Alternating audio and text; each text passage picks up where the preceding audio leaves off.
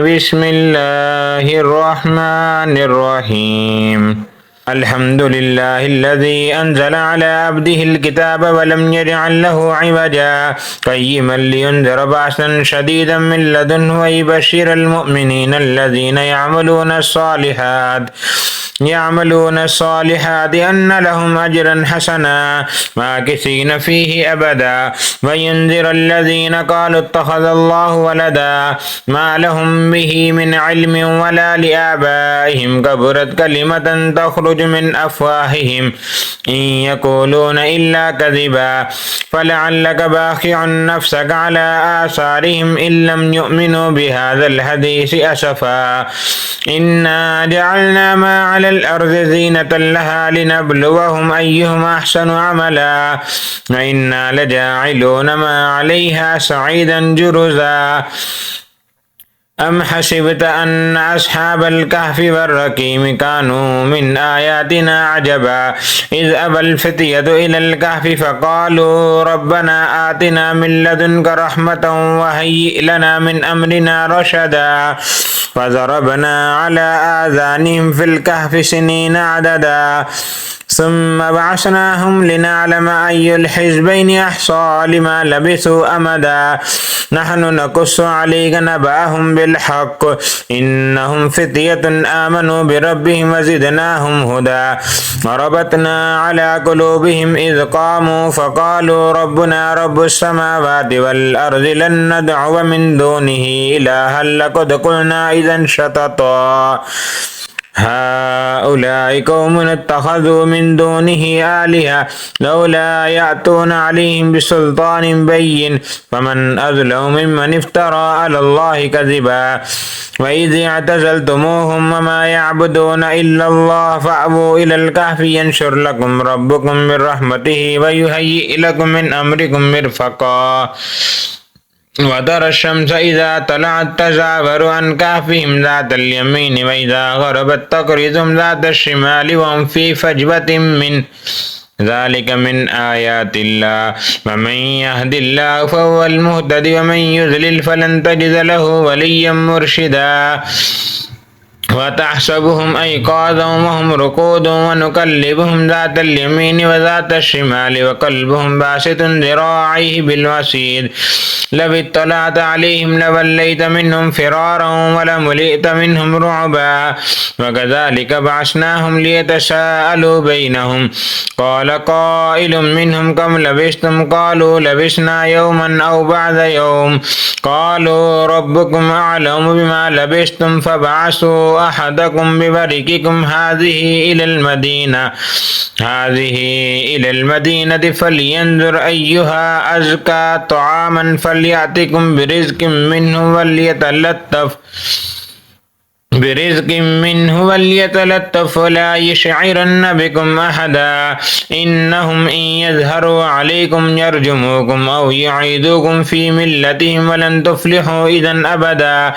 وكذلك أعثرنا عليهم ليعلموا أن وعد الله حق وأن الساعة لا ريب فيها إذ يتنازعون بينهم أمرهم فقالوا ابنوا عليهم بنيانا ربهم أعلم بهم قال الذين غلبوا على أمرهم لنتخذن عليهم مسجدا سيقولون ثلاثة رابعهم كلبهم ويقولون خمسة سادسهم كلبهم رجما بالغيب ويقولون سبعة وثامنهم كلبهم قل ربي أعلم بعدة ما يعلمهم إلا قليل ولا تمار فيهم إلا مراء ظاهرا ولا تستفت فيهم منهم أحدا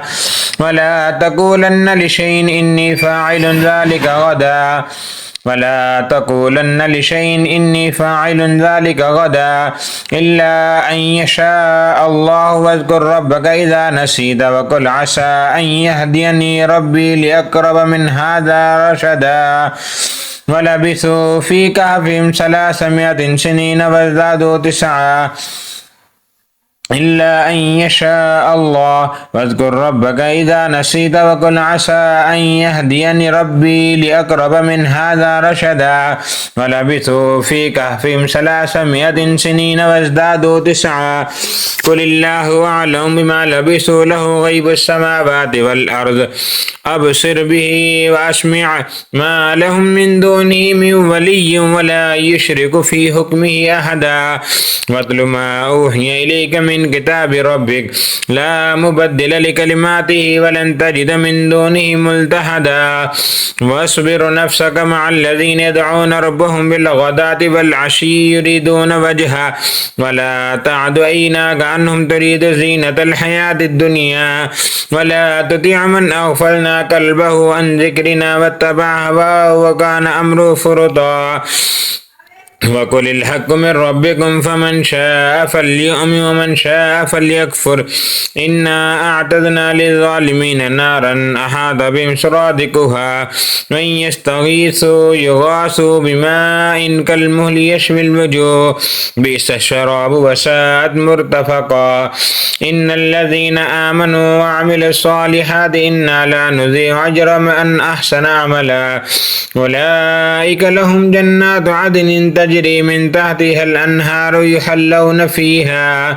يحلون فيها من أساور من ذهب ويلبسون ثيابا خضرا من سندس واستبرق متكئين فيها على الأرائك نعم الثواب حسنت مرتفقا واضرب لهم مثل الرجلين لأحدهما جنتين من أعناب وحففناهما بنخل وجعلنا بينهما زرعا كلتا الجنتين آتت أكلها ولم تظلم منه شيئا وفجرنا خلالهما نهرا وكان له ثمر فقال لصاحبه وهو يحاوره أنا أكثر منك مالا وأعز نفرا ودخل جنته وهو ظالم لنفسه قال ما أظن أن تبيد هذه أبدا وما أظن الساعة قائمة ولئن رددت إلى ربي لأجدن خيرا منها منقلبا قال له صاحبه وهو يحاوره أكفرت بالذي خلقك من تراب ثم من نطفة ثم سواك رجلا لكن هو الله ربي ولا أشرك بربي أحدا ولولا إذ دخلت جنتك قلت ما شاء الله لا قوة إلا بالله إن ترني أنا أقل منك مالا وولدا فعسى ربي أن يؤتيني خيرا من جنتك ويرسل عليها حسبانا من السماء فتصبح صعيدا زلقا أو يصبح ماؤها غورا فلن تستطيع له طلبا وأحيط بثمره فأصبح يقلب كفيه على ما أنفق فيها وهي خاوية على عروشها ويقول يا ليتني لم أشرك بربي أحدا ولم تكن له فئة ينصرونه من دون الله وما كان منتصرا هنالك الولاية لله الحق وخير ثوابا وخير عقبا واضرب لهم مثل الحياة الدنيا كماء إن أنزلناه من السماء فاختلط به نبات الأرض فأصبح هشيما تذروه الرياح وكان الله على كل شيء مقتدرا المال والبنون زينة الحياة الدنيا والباقيات الصالحات خير عند ربك ثوابا وخير أملا ويوم نسير الجبال وترى الأرض بارزة وحشرناهم فلم نغادر منهم أحدا وعرضوا على ربك صفا لك جئتمونا كما خلقناكم أول مرة بل زعمتم أن لن نجعل لكم موعدا ووزع الكتاب فترى المجرمين مشفقين مما فيه ويقولون يا ويلتنا ما لهذا الكتاب لا يغادر صغيرة ولا كبيرة إلا أحصاها ووجدوا ما عملوا حاضرا ولا يظلم ربك أحدا وإذ قلنا للملائكة اسجدوا لآدم فسجدوا إلا إبليس كان من الجن ففسق عن أمر ربي أفتتخذونه وذريته أولياء من دوني وهم لكم عدو بئس للظالمين بدلا ما أشهدتم خلق السماوات والأرض ولا خلق أنفسهم وما كنتم متخذ المذلين عزدا ويوم يقول نادوا شركائي الذين زعمتم فدعوهم فلم يستجيبوا لهم وجعلنا بينهم موبقا ورأى المجرمون النار فظنوا أنهم واقعوها ولم يجدوا عنها مصرفا ولقد صرفنا في هذا القرآن للناس من كل مثل وكان الإنسان أكثر شيء جدلا وما منع الناس أن يؤمنوا إذ جاءهم الهدى ويستغفروا ربهم إلا أن تأتيهم سنة الأولين أو يأتيهم العذاب قبلا وما نرسل المرسلين إلا مبشرين ومنذرين ويجادل الذين كفروا بالباطل ليدحضوا بالحق واتخذوا آياتي وما أنذروا هزوا ومن أظلم ممن ذكر بآيات ربه فأعرض عنها ونسي ما قدمت يداه إنا جعلنا على قلوبهم أكنة أن يفقهوا وفي آذانهم وقرا وإن تدعهم إلى الهدى فلن يهتدوا إذا أبدا وربك الغفور ذو الرحمة لو يؤاخذهم بما كسبوا لعجل لهم العذاب بل لهم موعد لو يجدوا من دونه موئلا وتلك القرى أهلكناهم لما ظلموا وجعلنا لمهلكهم موعدا وإذ قال موسى لفتاه لا أبرح حتى أبلغ مجمع البحرين أو أمضي حقبا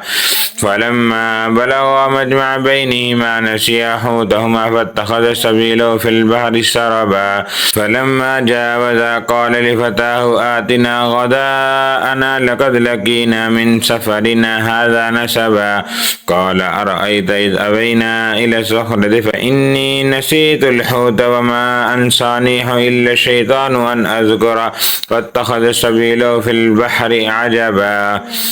قال ذلك ما كنا نبغي فارتد على آثارهما قصصا فوجدا عبدا من عبادنا آتيناه رحمة من عندنا وعلمناه من لدنا علما قال له موسى هل أتبعك على أن تعلمني مما علمت رشدا قال إنك لن تستطيع معي صبرا وكيف تصبر على ما لم تحط به خبرا قال ستجدني إن شاء الله صابرا ولا أحصي لك أمرا قال فإن اتبعتني فلا تسألني عن شيء حتى أحدث لك منه ذكرا فانطلقا حتى إذا ركبا في السفينة خرقها قال أخرقتها لتغرق أهلها لقد جئت شيئا إمرا قال ألم أقل لك إنك لن تستطيع معي صبرا قال لا تؤاخذني بما نسيت ولا ترهقني من أمري عسرا فانطلقا حتى إذا لقيا غلاما فقتله قال أقتلت نفسا زكية بغير نفس لقد جئت شيئا نكرا قال ألم أقل لك إنك لن تستطيع معي صبرا قال إن سألتك عن شيء بعده فلا تصاحبني قد بلغت من لدني عذرا فانطلقا حتى إذا أتيا أهل قرية استطعما أهلها فأبوا أن يزيفوهما فوجدا فيها جدارا يريد أن ينقض فأقام قال لو شئت لاتخذت عليه أجرا قال هذا فراق بيني وبينك قال سأنبئك بتأويل ما لم تستطيع عليه صبرا أما السفينة فكانت لمساكين يعملون في البحر فأردت أن أعيبها وكان وراءهم ملك يأخذ كل سفينة غصبا وأما الغلام فكان أبواه مؤمنين فخشينا أن يرهقهما طغيانا وكفرا فأردنا أن يبدلهما ربهما خيرا منه زكاة وأقرب رحما وأما الجدار فكان لغلامين يتيمين في المدينة وكان تحته كنز لهما وكان أبوهما صالحا فأراد ربك أن يبلغا أشدهما ويستخرجا كنزهما رحمة من ربك وما فعلته عن أمري ذلك تأويل ما لم تستطيع عليه صبرا ويسألونك عن ذي القرنين قل سأتلو عليكم منه ذكرا إنا مكنا له في الأرض وآتيناه من كل شيء سببا فأتبع سببا حتى إذا بلغ مغرب الشمس وجدها تغرب في عين همية ووجد عندها قوما قلنا يا ذا القرنين إما أن تعذب وإما أن تتخذ فيهم حسنا قال أما من ظلم فسوف نعذبه ثم يرد إلى ربه فيعذبه عذابا نكرا وأما من آمن وعمل صالحا فله جزاء الحسنى وسنقول له من أمرنا يسرا ثم أتبع سببا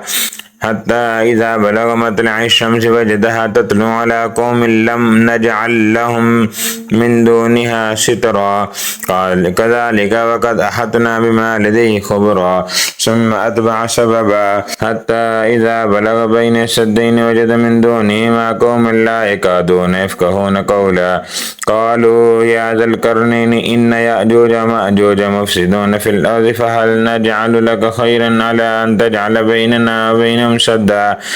قال ما مكني فيه ربي خير فأعينوني بقوة أجعل بينكم وبينهم ردما آتوني زبر الحديد حتى إذا ساوى بين الصدفين قال انفخوا حتى إذا جعله نارا قال آتوني أفرغ عليه قطرا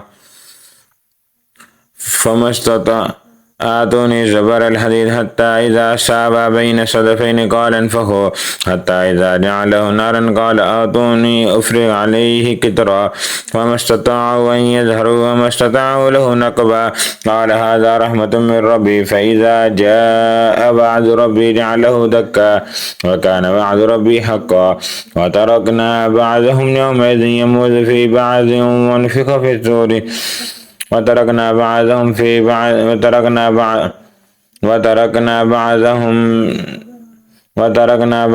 يومئذ يموج في بعض ونفخ في الصور وتركنا بعضهم يومئذ يموج في بعض ونفخ في الصور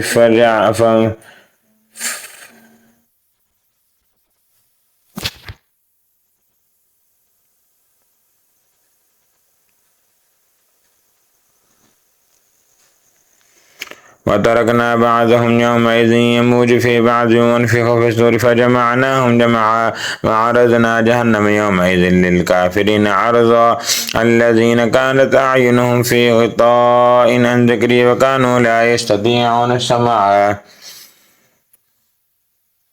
الذين كانت أعينهم في غطاء عن ذكري وكانوا لا يستطيعون السمع أفحسب الذين كفروا أن يتخذوا عبادي من دوني أولياء إنا أعتدنا جهنم للكافرين نزلا قل هل ننبئكم بالأخسرين أعمالا الذين ضل سعيهم في الحياة الدنيا وهم يحسبون أنهم يحسنون صنعا أولئك الذين كفروا بآيات ربهم ولقائه فحبطت أعمالهم فلا نقيم لهم يوم القيامة وزنا ذلك جزاؤهم جهنم بما كفروا واتخذوا آياتي ورسلي هزوا إن الذين آمنوا وعملوا الصالحات كانت لهم جنات الفردوس نزلا خالدين فيها لا يبغون عنها حولا قل لو كان البحر مدادا لكلمات ربي لنفذ البحر قبل أن تنفذ كلمات ربي ولو جئنا بمثله مددا قل إنما أنا بشر مثلكم يوحى إلي أنما إلهكم إله واحد فمن كان يرجو لقاء ربي فليعمل عملا صالحا ولا يشرك بعبادة ربه أحدا